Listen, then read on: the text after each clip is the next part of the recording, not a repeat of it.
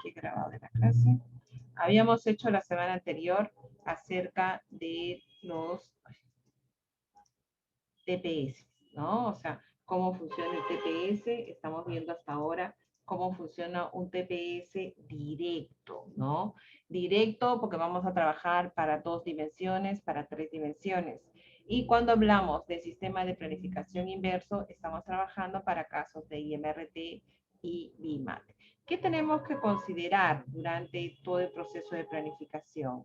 Vamos a tener que considerar los márgenes, ¿no? Que es lo que nosotros hemos visto en los ICRUs. El ICRU que es básico, el 29, el 50, el 62, el 83, ¿no? 83. En el cual nosotros vamos a definir los márgenes, es decir, nosotros partimos de un CTB, se le da un margen adicional, perdón, GTB, se llama un margen adicional clínico y lo pasamos a un CTB. Esto lo maneja el médico radioterapeuta, ¿no? A la vez, en el CTB tenemos que nosotros adicionar un margen. Aquí es por extensión subclínica, ¿no? O sea, extensión de la propia enfermedad.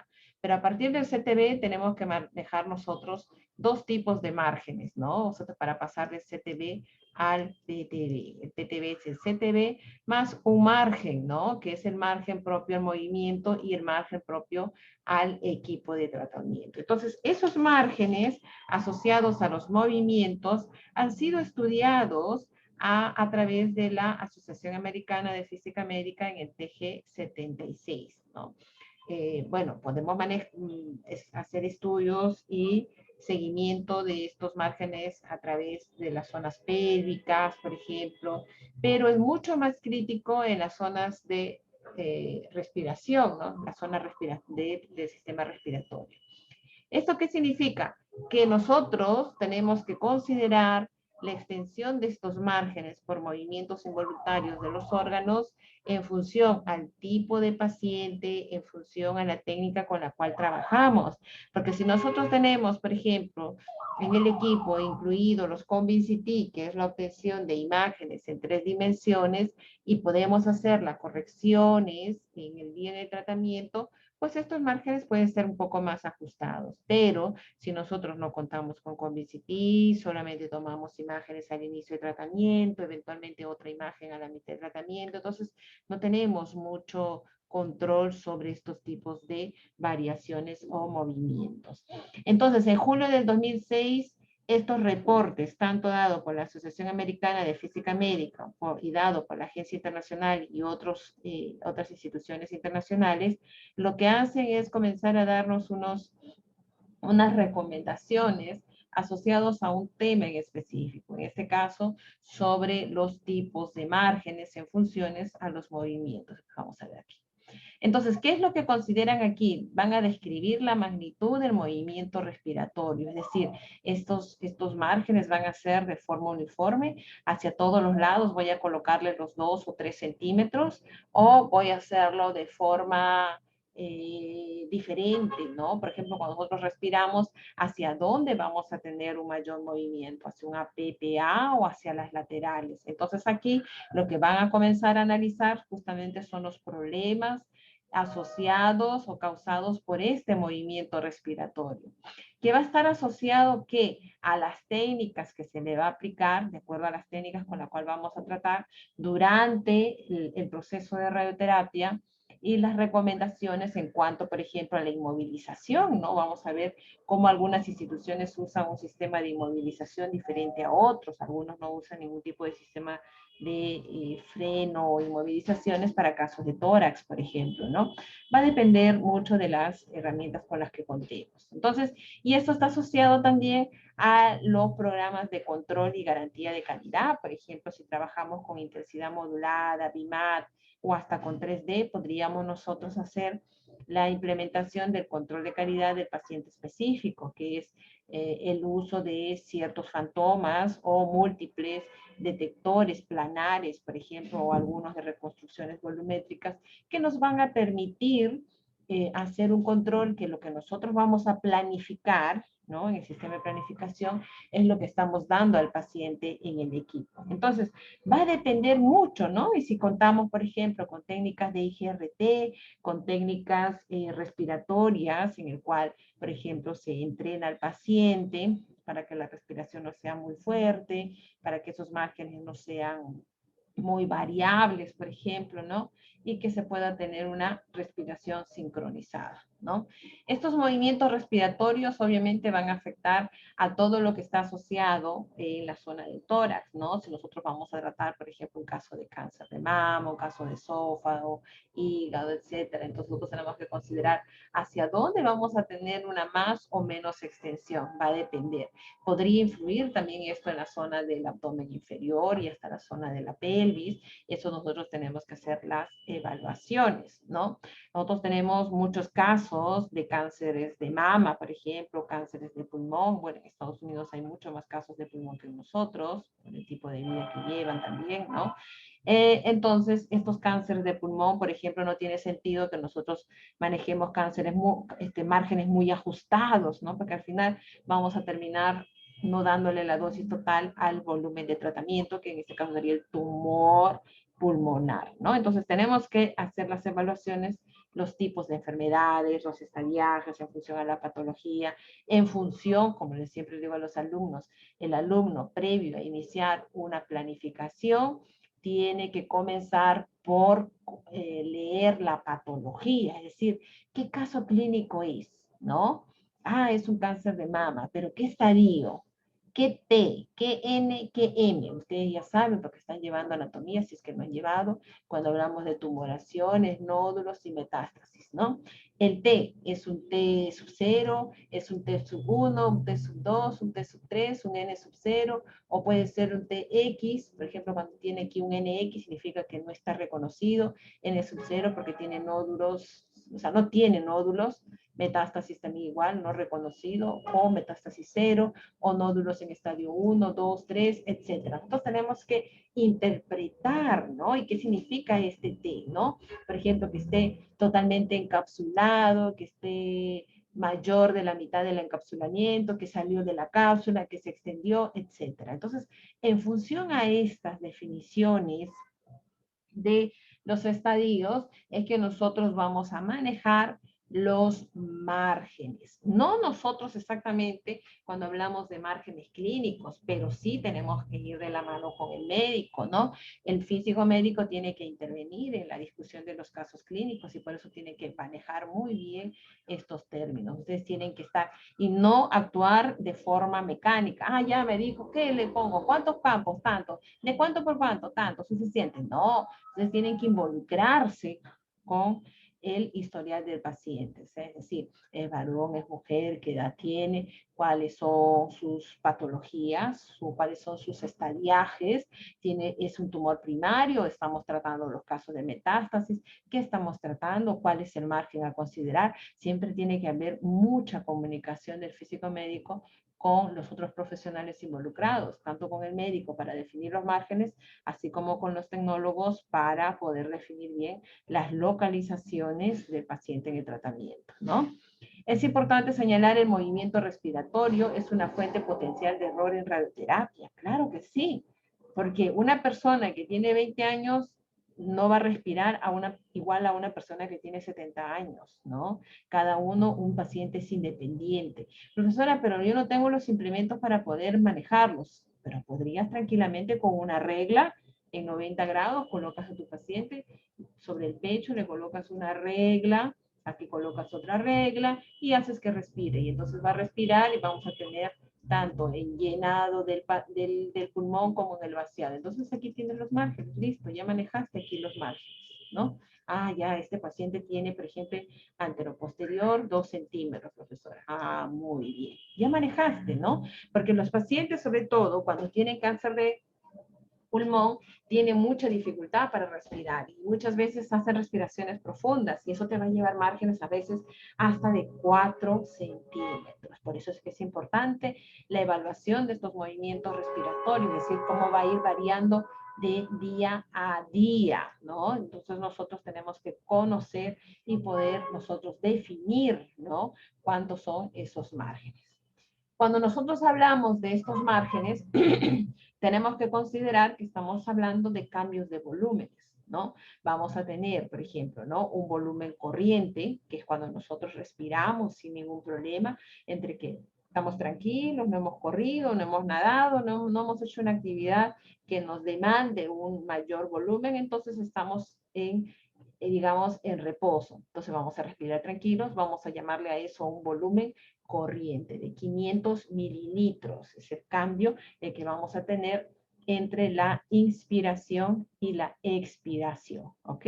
Si nosotros vamos a tener al paciente trabajando en un volumen de volúmenes corrientes, entonces vamos a trabajar aquí, bueno, profesora, si le hice la evaluación y tengo un margen de 2 centímetros, por ejemplo, ¿no? Pero si yo necesito que el paciente, por ejemplo, el paciente tiene mucha dificultad, o supongamos nosotros previos a entrar a nadar, ¿no? Previos a tirarnos en la piscina, ¿qué hacemos? Tomamos una máxima cantidad de oxígeno, ¿no? Entonces a eso le llamamos reserva inspiratoria, es decir, llenamos el pulmón de oxígeno. ¿Y cuánto es ese margen? Mire que estamos pasando de 500 mililitros a 3000 mililitros. Imagínense la cantidad de volumen. Esa diferencia de volumen nos va a llevar a una diferencia de márgenes.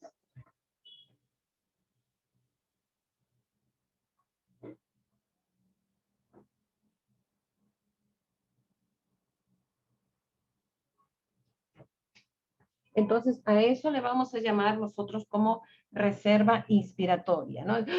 Máximo de oxígeno dentro de los pulmones.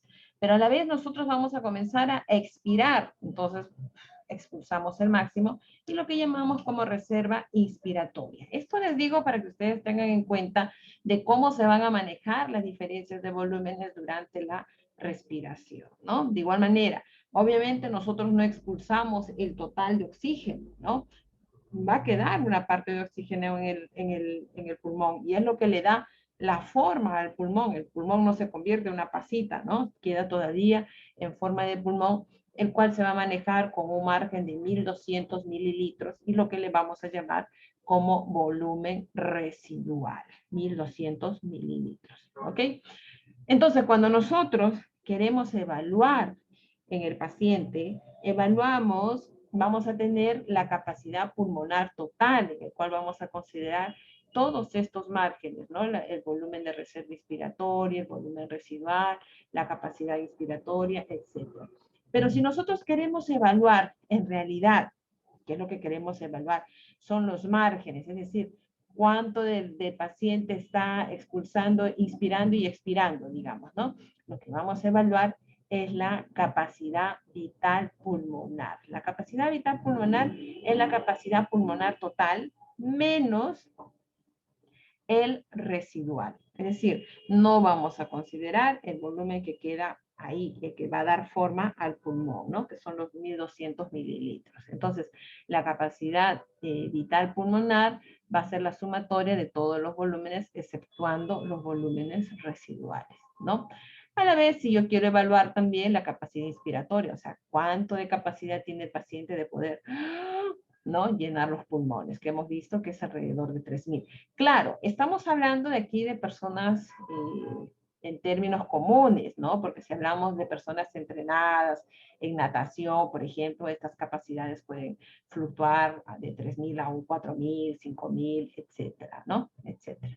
Entonces aquí vemos, por ejemplo, en personas deportistas, estas capacidades vitales pulmonares puede ser alrededor hasta de 4200 mililitros de aire. En un deportista súper entrenado, por ejemplo, la que vemos en las Olimpiadas, pueden oscilar hasta 6500 a 7500 mililitros.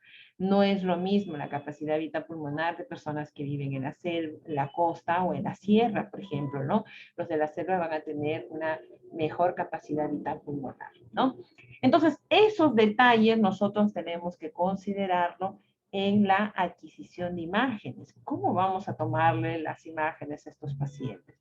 Si nosotros tomamos, por ejemplo, imágenes en secuencial, ¿no? Nosotros vamos a tener la opción de manejar en toma de imágenes en secuencial, es cuando el rayos X o el tubo de rayos está girando y la mesa avanza.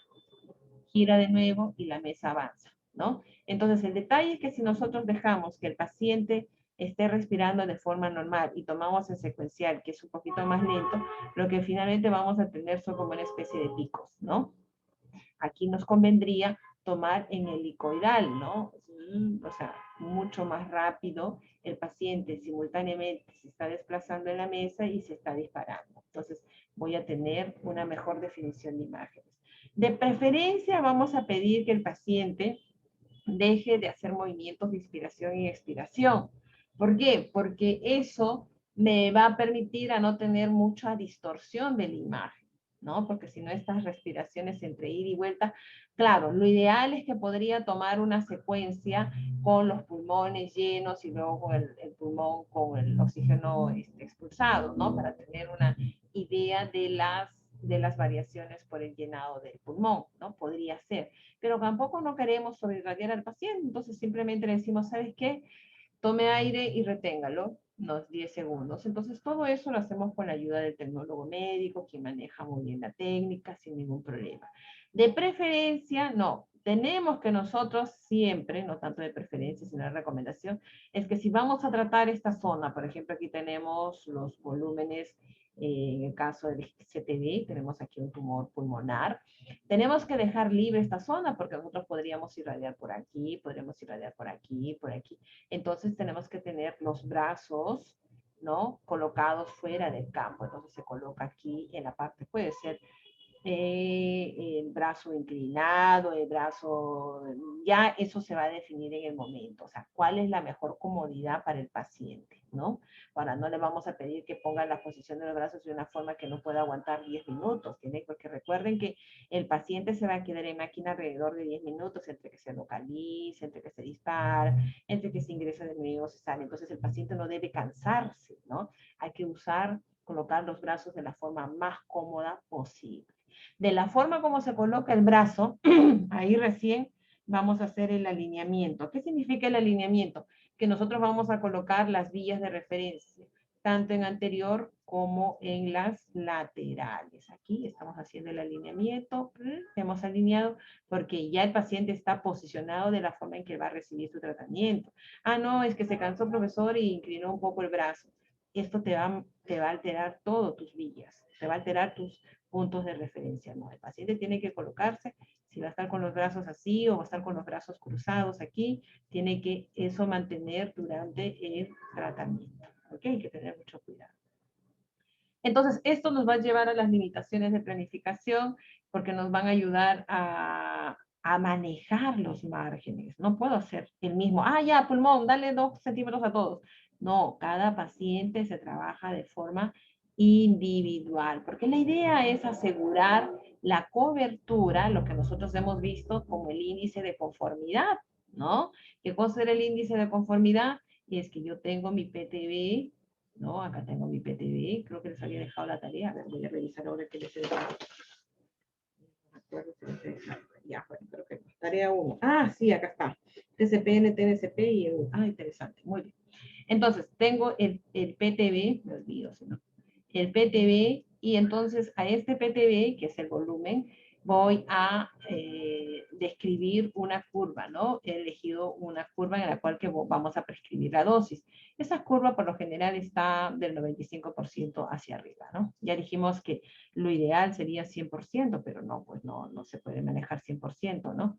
Es muy ilusorio. Entonces decimos que estos volúmenes, tanto del PTB como el volumen debajo de esta curva de isodosis, debe de ser evaluado por el índice de conformidad. ¿Se acuerdan que eso vimos en la clase pasada? Si no, repásenlo, por favor. Entonces, cuando nosotros vamos a planificar, vamos a tener esa limitación, ¿no? Porque este PTB se va a ir moviendo, pues, ¿no? Este PTB por respiración se va a ir moviendo. Entonces nosotros, si nosotros hacemos un margen, o mejor dicho, la curva de isodosis muy pegaditas así, pues la probabilidad de que no vayamos a conseguir la cobertura es muy alta. Entonces tenemos que nosotros considerar todos estos movimientos, ¿no? Darle un margen porque nosotros ya hemos evaluado cuánto va a ser este movimiento en anterior, en posterior, lateral derecha, lateral izquierda. ¿Ok? Entonces, lo importante aquí es considerar la cobertura para la mayoría, es decir, durante todo su tratamiento. Puede ser que el paciente baje de peso, también tenemos que considerarlo, el paciente sube de peso, etcétera. ¿Ok? Entonces, esta va a haber las limitaciones en la planificación, sí, porque tengo que conocer al paciente, definir los márgenes. Va a haber las limitaciones durante la entrega de radiación, sí, porque va a haber movimiento entre las fracciones, ¿no? El cual me va a producir quizás si yo voy a tomar imágenes, ¿no? Porosidad, porque hay movimiento en sí. Entonces, hay que considerar todo eso para poder definir las dosis que se les va a entregar a los pacientes con un margen mayor. ¿Cómo podemos definir estos márgenes? Pues en primer lugar tenemos que conocer los mecanismos de la respiración, lo que hemos visto hace poco, ¿no? La variación entre los volúmenes del oxígeno y de CO2, es decir, cuánto va a ser la variación. ¿Es uniforme? ¿No es uniforme? Eso exactamente fue el objetivo de este reporte del TG76, ¿no? ¿Cuántos son esos márgenes? ¿Es uniforme? ¿O cuánto debo de considerar? Más hacia el anterior, por ejemplo, un poco menor hacia las laterales y mucho menor al posterior. Ok, pero ¿cuánto? Entonces lo que ellos hicieron fue una evaluación de un seguimiento del número de pacientes de diferentes instituciones y nos dan ahí algunas recomendaciones, ¿no? Hemos dicho, tenemos que considerar los mecanismos de respiración porque vamos a tener las variaciones de volúmenes de 500 mililitros a 3.000, ahí dice, ¿no? Por ejemplo, va a cambiar a 3.000 o 3.3 litros a 4.1 litros. Si es una persona nadadora, ya hemos dicho que puede variar hasta 6.000, ¿no? 6.000 o 7.000. ¿Cómo se hace la medida del movimiento respiratorio? Existen muchos métodos, ¿no? Existen muchos métodos desde algunos aparatos, los espirómetros, por ejemplo, los llamados espirómetros caseros, hay otros espirómetros digitales, existen los sensores, vamos a ver algunos aquí. Entonces existen muchos objetos que van a permitir hacer un marcado artificial, ¿no? Por ejemplo, bueno, en algunos de los casos los médicos pueden hacer una intervención quirúrgica, retiraron el volumen y colocan internamente los marcadores artificiales. Eso puede permitir tener como unos referenciales internos del movimiento del volumen a tratar, ¿no? Entonces, o podemos colocar también marcadores externos, ¿no? Va a depender mucho del tipo de técnica.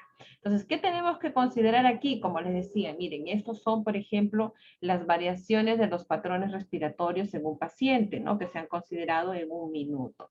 Por ejemplo, hoy, ¿no? Que tenemos ante una nueva realidad. ¿Será que los pacientes que estamos nosotros tratando que han tenido COVID, que se han contagiado con COVID, tendrán un proceso respiratorio diferente a una persona que no se contagió? Ajá, entonces nosotros podemos hacerle el seguimiento. Aquí está el seguimiento. ¿Será que el paciente va a tener una respiración uniforme o va a tener una respiración variable durante los minutos de evaluación? Ajá, podríamos nosotros hacer todas esas evaluaciones. Y obviamente tenemos que considerar los márgenes mayores, ¿no? La variación mayor para considerarlo en esos márgenes.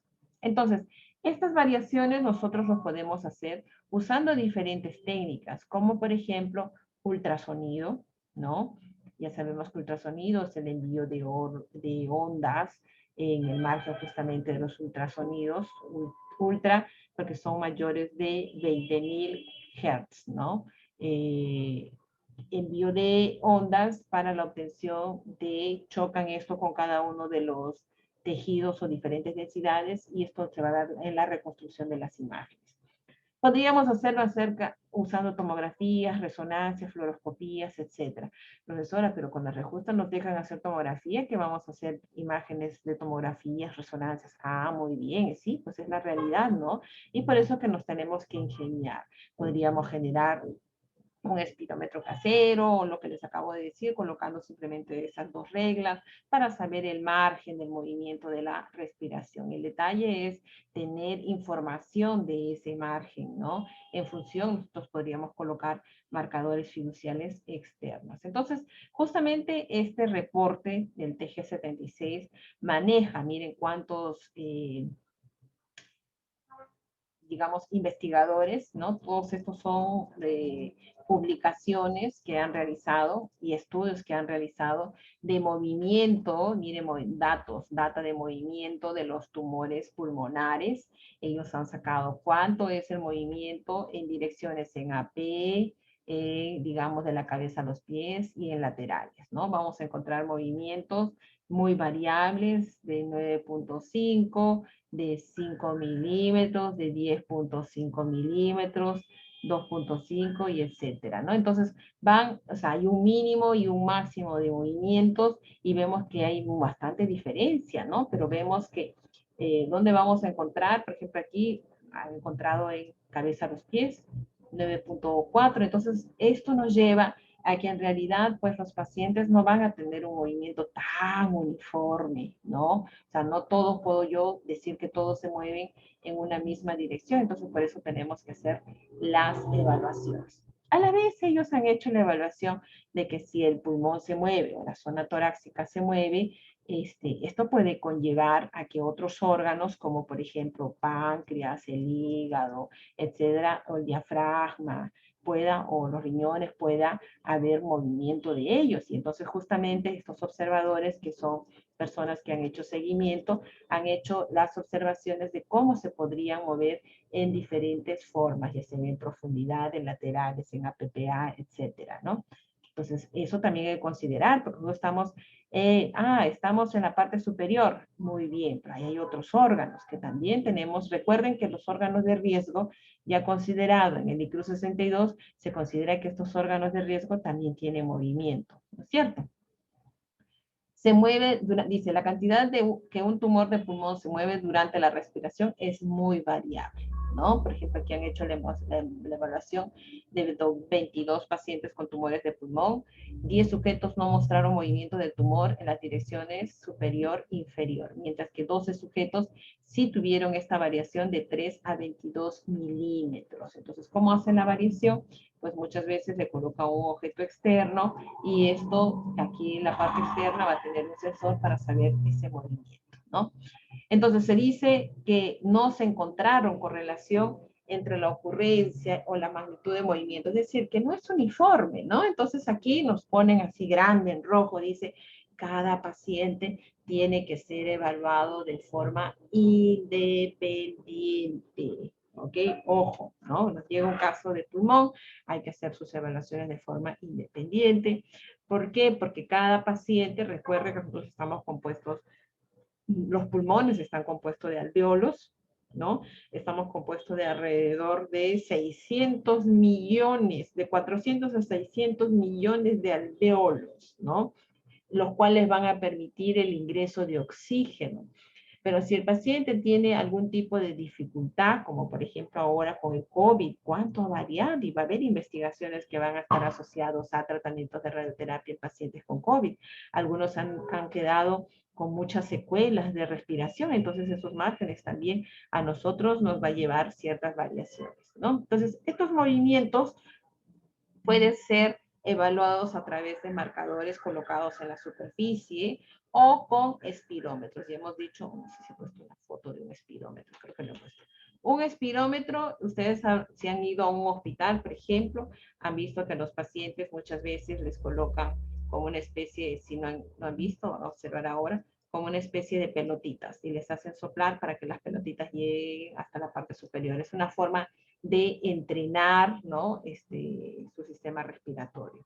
Hay algunos espirómetros, bueno, acá está la boca del paciente, ¿no? Aquí está el paciente, le coloca en la boca el espirómetro, el cual va a marcar aquí el volumen de tratamiento que va a recibir, ¿no? O sea, va a ingresar aquí el oxígeno y la expulsión de CO2 y va a marcar la capacidad vital pulmonar, es decir, cuánto el paciente ha expulsado o ha contraído el oxígeno. Entonces, vemos aquí, otra vez, es parte, entonces ya es la tabla T de este reporte TG76, en el cual van a usar diferentes tipos de exámenes usando, por ejemplo, fluoroscopía, usando radiografía, resonancia magnética, tomografía, en el cual otra vez comienzan a hacer las evaluaciones del proceso de respiración para que nos den idea, porque están las fuentes de cada uno de los autores, ¿no? Las observaciones de cuánto se ha dado el margen que se va a considerar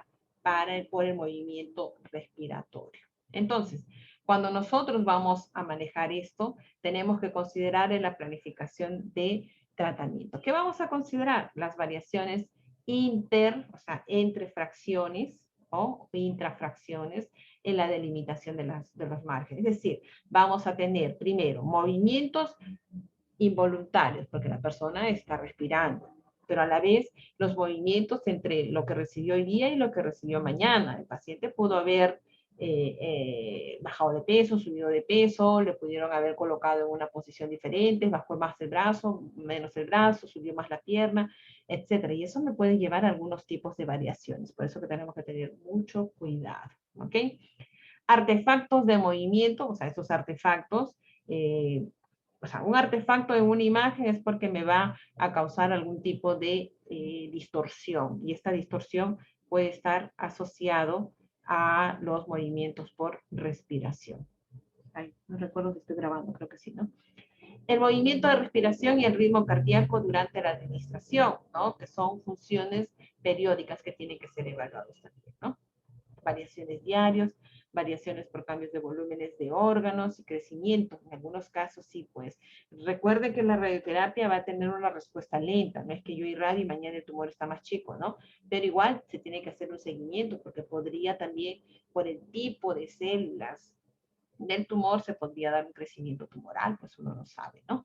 Entonces, podríamos trabajar, por ejemplo, al inicio era muy discutible, ¿no? ¿Se debe o no se debe aplicar la radioterapia por intensidad modulada para casos pulmonares, por ejemplo, o BIMAT para casos pulmonares? Al inicio no se recomendaba mucho porque decía que era demasiado movimiento. Recuerden que intensidad modulada es porque ya tenemos el movimiento de las multiláminas para nosotros poder optimizar la dosis que le va a llegar al volumen de tratamiento y minimizando los órganos que están aledaños o que están cerca, los órganos de riesgo. Entonces decía, pero ¿cómo podemos hacer esta optimización en grande si tenemos un movimiento bastante grande? Pero hoy ya se aplica, ¿por qué? Porque estas técnicas van acompañadas con las técnicas de obtención de imágenes. Hoy ya estamos trabajando hemos dicho, ¿no? La obtención de imágenes volumétricas, como el caso del COMBI-CT. Se está trabajando ya, se lanzó el año pasado, los aceleradores lineales incorporados con la obtención de imágenes de resonancias magnéticas, por ejemplo. Entonces, todo eso nos está permitiendo, y a la vez también de sensores con correcciones que nos permiten hacer las correcciones por respiración. Por ejemplo, el paciente puede estar en la camilla, ¿no? Entonces, el acelerador lineal, bueno, está con los brazos para arriba ya.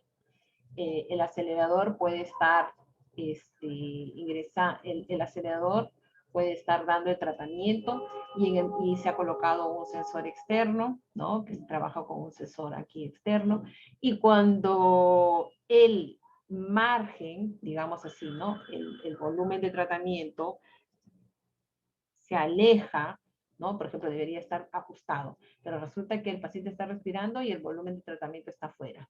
Entonces, en ese caso queda la sincronización, es decir, el acelerador deja de irradiar. ¿Cuándo vuelve a irradiar? Cuando los sensores se activan y ven que el volumen otra vez está cubriendo el tumor. Ah, ok, ahí irradia. Otra vez el paciente respira y sale, o sea, respira o inspira o expira, entonces el volumen sale, el acelerador deja de irradiar. Esa es una forma de corrección. Otra forma es que la mesa va a hacer los movimientos, ¿no? Los movimientos de corrección, o sea, cuando el paciente inspira, la mesa baja un poco y viceversa, ¿no? Es decir, la mesa se va a acomodar para que este volumen, la curva prescrita, envuelva siempre el PTB. Entonces hay formas hoy de corrección, por eso es que ya intensidad modulada, BIMAT pueden ser tranquilamente aplicados para casos que sean las zonas de tórax, de abdomen superior, inferior, etcétera. ¿Okay? ¿Qué se va a usar en intensidad modulada? Pues se va a usar mucho las cuñas dinámicas, esas cuñas dinámicas que se obtienen a través del movimiento de las multiláminas, ¿ok? Y esto nos van a dar que pueden ser, por ejemplo, intensidad modulada estática. Estática significa que se reacomodan las láminas e irradia. Deja de irradiar, se vuelve a reacomodar. O dinámica, que está irradiando y las multiláminas se están reacomodando de forma simultánea, ¿no? Y ya sabemos que vamos a ver en una clase lo que es BIMAT, por ejemplo, los cambios fuertes de fluencia, ¿no? Dentro del campo de irradiación. Entonces, la radioterapia de intensidad modulada tranquilamente ha sido, se está usando para casos de tórax, ¿no? Usando, por ejemplo, películas, pero el problema es que usar así técnicas muy básicas, como por ejemplo el caso de películas, que es lo que comentan aquí en este G76, es que se encuentran errores hasta de un 20%, ¿no? Porque en película estoy tomando en un disparo, que yo no sé si es cuando está haciendo una inspiración, expiración, etcétera. Entonces, por eso que vamos a tener, ellos encontraron unos errores de hasta un 20%, ¿no? Va a depender mucho de la carga de trabajo, es decir, todos estos pacientes tienen que tener un seguimiento de parte de una supervisión médica. Como les digo, los pacientes pueden tener algún tipo de cambio, desde cambios anatómicos, ¿no? Entonces, eso tiene que ser dado por un seguimiento médico. El físico médico siempre tiene que estar observando también, haciendo seguimiento a los pacientes, igual los tecnólogos médicos están atentos porque ellos son los que van a ver al paciente en el día a día. Entonces, si ellos consiguen o identifican, mejor dicho, algún tipo de cambio, ellos tienen que reportarlo, ¿no? Para que se hagan los cambios en el proceso de planificación y en los procesos de tratamiento. ¿Ok? Entonces, ¿qué debemos de considerar? Hay algunos tipos de métodos que puede ser, por ejemplo, la técnica de respiración de gating, ¿no? Que hemos visto ahí, que les he dicho que permite hacer las correcciones de cuando se da el tratamiento, correcciones de irradiación, algunos, la técnica, por ejemplo, de respiración sostenida, ¿no? Pides al paciente que deje de respirar unos segundos durante el momento que se está haciendo la entrega de la dosis, etcétera, ¿no? Entonces, justamente aquí la tabla 4 de este TG76 está permitiendo que, por ejemplo, están mostrando aquí que diferentes autores han presentado diferentes tipos de técnicas para saber o hacer o conocer estas variaciones. Una de ellas es el método para abarcar el movimiento, emotion, ¿no? En el cual van a colocar una especie de sensores sobre el paciente, ¿no? Aquí está una cajita con sensores, el cual va a ser monitorizado, ¿no? Aquí para saber cuáles son los máximos y los mínimos dentro de todo su proceso de respiración. Ay, denme un minuto.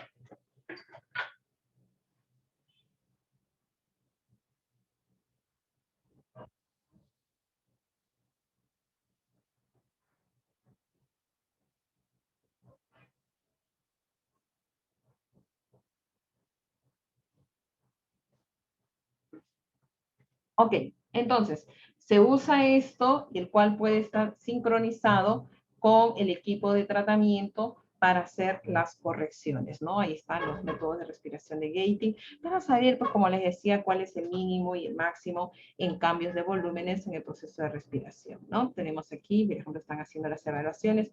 Estas pueden ser hechas, por ejemplo, ahí están haciendo con la técnica del COMBI-CT, o puede ser también hechos con fluoroscopía. Este es un caso más de fluoroscopía, ¿no?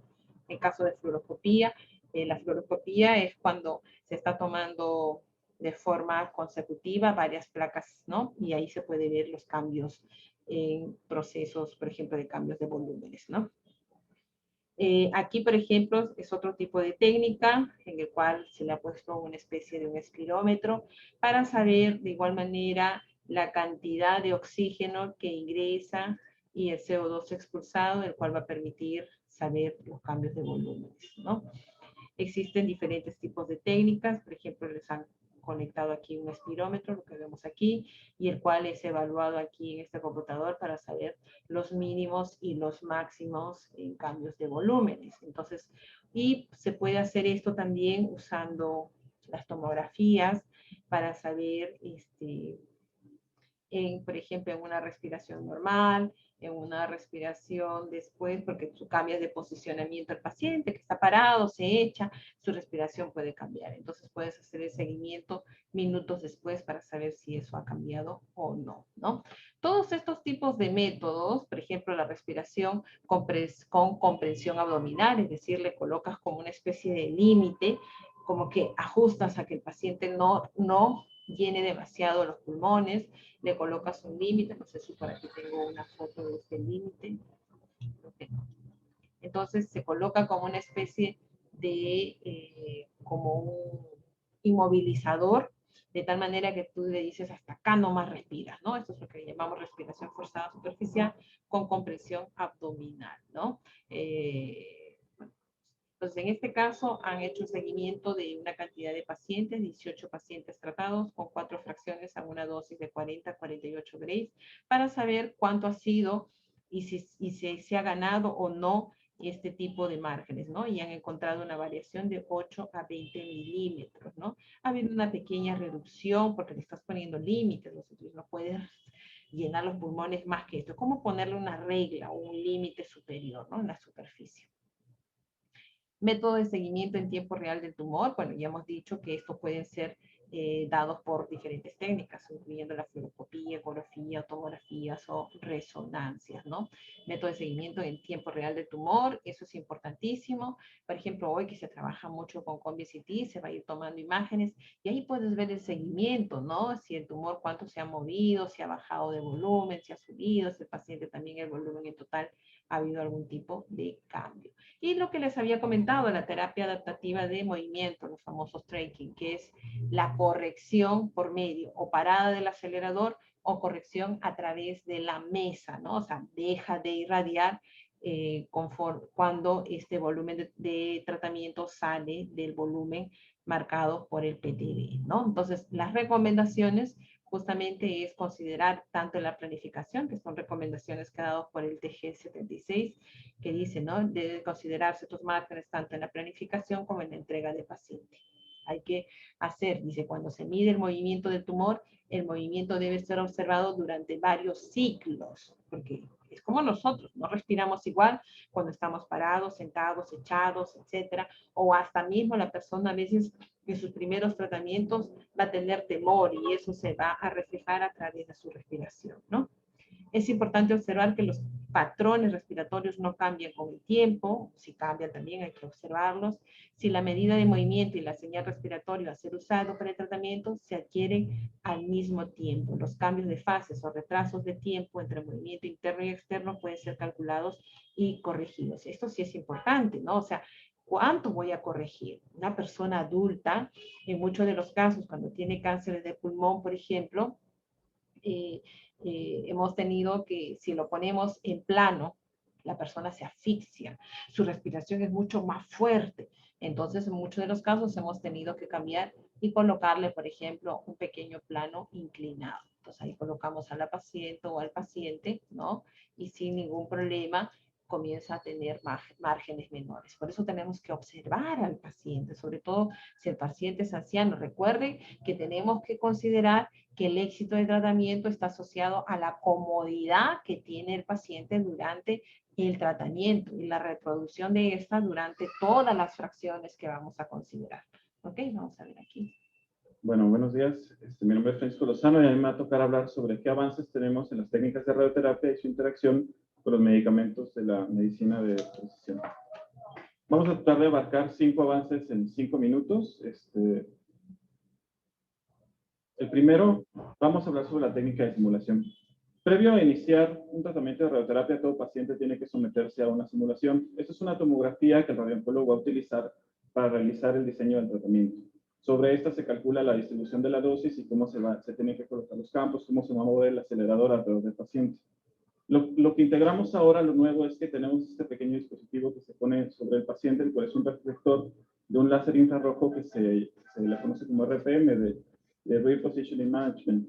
Lo que hace es que este lector va a ir midiendo el flujo respiratorio del paciente y genera esta gráfica con forma de onda, y así nosotros podemos determinar cuánto es la inspiración y la expiración del paciente.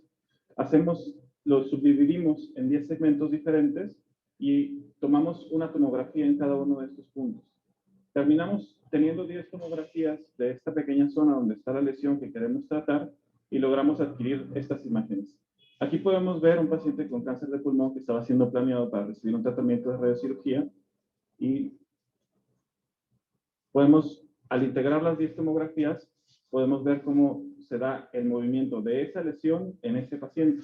Y así nosotros podemos estrechar nuestros márgenes de seguridad y podemos dar un tratamiento no solamente más preciso, sino menos mórbido. Vean este otro ejemplo donde tenemos otro paciente que también está siendo planeado para un tratamiento para esta lesión pulmonar que tenemos aquí. Y vean cómo el movimiento de esta lesión, a pesar del tamaño, llega a tener hasta 1.5 centímetros en solo un eje. Entonces, esto tiene que contemplar que ha cambiado porque antes el radiólogo tenía que trabajar bajo supuestos. Cuánto tenía que dar de margen hacia arriba, hacia abajo, del movimiento de la lesión. Y ahora con este sistema nosotros podemos determinar exactamente cuánto es lo que se necesita. El gating es ya la aplicación clínica del RPM en el acelerador. Y en este consiste que nosotros podemos encender o apagar el disparo del tratamiento según nosotros lo determinemos. Hacemos un intervalo de tratamiento, que es el que estoy mostrando aquí, y podemos ir pausando o deteniendo el tratamiento según la lesión, cuando esté entrando o saliendo fuera del campo. Y así nosotros podemos aún más estrechar los márgenes del tratamiento. La segunda sería la fusión de las imágenes. Antes, nosotros tendríamos que trabajar, vemos la lesión que tiene aquí pulmonar el paciente, y tendremos que radiar la lesión completa porque no es fácil o no es posible a veces por tomografía diferenciar qué es atelectasia, qué es neoplasia, qué es derrame pleural, cosas así. Ahora, cuando lo integramos con un PET-CT, cuando integramos la imagen con el PET-CT, nosotros podemos ver dónde está y pasamos de radiar un campo como está mostrado en la imagen C a un campo como sería la imagen D. Igual, menos mórbido y más preciso. El tercer punto de innovación de la radioterapia es la radioterapia adaptativa. Para esto yo creo que es más fácil que les platique este caso clínico. Esta es una paciente que se trató a mediados del año pasado que tenía una lesión de prácticamente 13 centímetros. Vemos aquí marcado en rojo lo que era delimitado como la lesión y en margen azul lo que se determinó que era por movimiento y un margen adicional de seguridad que se da para tratar bien al paciente. Esta paciente tiene una histología de células pequeñas y como sabemos es una de las histologías más radiosensibles que existen. Aquí les muestro una imagen de verificación que se hace al día durante el tratamiento, donde podemos ver como a 4 días de tratamiento, la paciente ya tenía una respuesta sumamente dramática, llegaba a tener puntos de hasta 3,5 centímetros, se había no solamente involucionado la neoplasia, sino que conforme fue liberando la obstrucción que tenía el bronquio principal, fue dilatando más el pulmón y fue rotando el mediastino, sacando el tumor del campo. Entonces, los sistemas de verificación nos permiten a nosotros ahora ver exactamente lo que nosotros acabamos de discutir, ¿no? Cómo es tan importante considerar esos márgenes porque nosotros en el planificador podemos ajustar, decir, no, hay que darle 1 centímetro a todo el pulmón. No, y vemos cómo las curvas de las distribuciones de dosis pueden simplemente abandonar o salir o estar rotado o fuera del volumen de tratamiento, ¿no? Si entonces estamos dejando de tratar parte del tumor y ese paciente con certeza va a tener recurrencia más adelante y va a llegar y va a regresar de repente con un tumor ya metastásico, ¿no? Con mucha más agresividad. Y por eso dice, depende mucho de las técnicas con las cuales se está trabajando. Puntarle al día al tumor, corregir cuando la lesión se salga del campo e irlo adaptando para dejar de radiar tumor o dejar de radiar pulmón sano, que en otros escenarios, sin sistemas de identificación de esta forma, pues no habrá forma de saber y tendríamos que radiarlo. Esta paciente terminó el tratamiento de esta lesión 13 centímetros sin inmunitas. 4, la radioterapia y la inmunoterapia, la medicina de precisión, que si bien esto es un campo de desarrollo todavía y no se conocen bien los modelos de interacciones de la radioterapia y la inmunoterapia, sabemos que está ahorita sumamente siendo estudiado. Tenemos publicaciones en las mejores revistas que salen frecuentemente en New England, en Lancet, en Nature, en las propias journals de inmunoterapia, donde hasta ahora sabemos que el mecanismo, si bien no es bien comprendido, sabemos que las dosis altas de radioterapia lastiman o dañan la microvasculatura del lecho tumoral, además de generar una respuesta inmune muy intensa que tiende a favorecer, en general, las respuestas inmunes de la inmunoterapia en los pacientes de cáncer metastásico. Y finalmente, el extremo de la respuesta inmune después de tratamiento con radioterapia.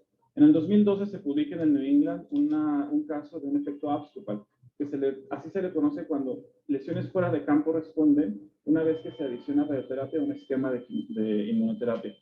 Como les digo, esto es más o menos teorizado que va por la reacción inmune que genera, y aquí les presento el caso publicado donde una paciente que estaba siendo estudiada con ipilimumab ya tenían datos de en el último año había tenido progresión lenta. Se da tratamiento a esta lesión para vertebral que estamos viendo aquí, perdón, acá, y la siguiente control, la paciente tenía respuesta completa. Entonces, ese es el extremo de la sinergia que hacen estos tratamientos. Gracias. Muy bien, se da cuenta qué interesante. No recuerdo si observó otro. Muy interesante cómo muestra un video bastante corto acerca de lo que estábamos hablando. Tumor position that changes due to respiration presents significant challenges in radiation therapy because Entonces, cómo el movimiento por respiración puede mostrar cambios durante el tratamiento de radioterapia. Y aquí, por ejemplo, van a mostrar cómo el gating es aplicado. reducing toxicity and improving results hinges on the ability to precisely focus dose and deliver steep gradients. The CyberKnife M6 system with Synchrony respiratory tracking is the only clinically proven robotic SBRT SRS system to combine conformal beat. Entonces existen muchos métodos, como les decía, de correcciones por movimiento. Ustedes ven aquí que tienen sensores externos, cuales son colocados con, o sea, aquí tienen los referenciales externos que trabajan de forma sincrónica con los sensores, y esto pueden trabajar de forma sincrónica con el LINAC para hacer las correcciones durante la irradiación. Shaping and real-time respiratory tracking. CyberKnife M6 with Synchrony resolves inherent limitations in conventional linear accelerator designs while providing an expanded range of radiotherapy applications. It is simply the best solution for tracking and treating moving targets. The treatment process begins with image studies used to create prescribed plans and generate DRRs to facilitate treatment planning, including a planning process that accounts for the CyberKnife system's continuous image guidance. Upon authorization of the treatment plan, reference DRRs are generated to be registered with live images of the patient at the CyberKnife's treatment console. Here, tracking and other treatment-related parameters are refined. During treatment, optical beams monitor. Entonces les van a colocar aquí una especie de sensores. Entonces esto van a comenzar a rastrear, como dice, el movimiento en tiempo real para hacer las correcciones, ¿no? Estos sensores pueden ser puntuales, como estamos viendo aquí. External markers attached to the surface of the patient. Taking reference images throughout the respiratory cycle allows the system to. Ahora, esos tipos de correcciones pueden ser aplicados tanto para LINAC como para en realidad CyberKnife es un tipo de LINAC también, ¿no? Un acelerador pequeño, pero que tiene más grados de libertad, o sea, puede ingresar por varios puntos.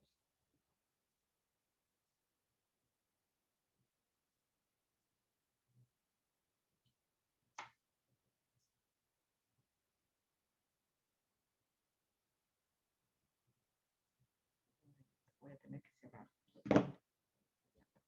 Ok, entonces vamos a encontrar nosotros diferentes tipos de métodos para hacer este tipo de correcciones, ¿no? Hoy, por ejemplo, bueno, todavía en América Latina, no sé si en América Latina ya tengamos estos aceleradores con resonancia magnética. Me imagino que sí. Entonces eso va a permitir, a que se pueda hacer mayores correcciones, porque recuerden que nosotros cuando trabajamos con imágenes, con mayores definiciones, vamos a poder hacer ese tipo de correcciones con mayor optimización.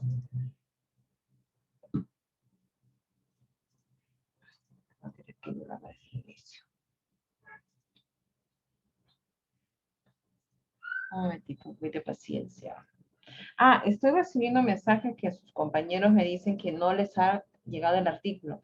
Todos los artículos han sido colocados en sus respectivas carpetas. Por favor, revisen sus carpetas en Google Drive, ¿ok? Y tenían ustedes fechas de presentación. Lo único que estamos haciendo es correr las fechas. Tumor position that changes due to respiration presents significant challenges in radiation therapy because reducing toxicity and improving results hinges on the ability to precisely focus dose and deliver steep gradients.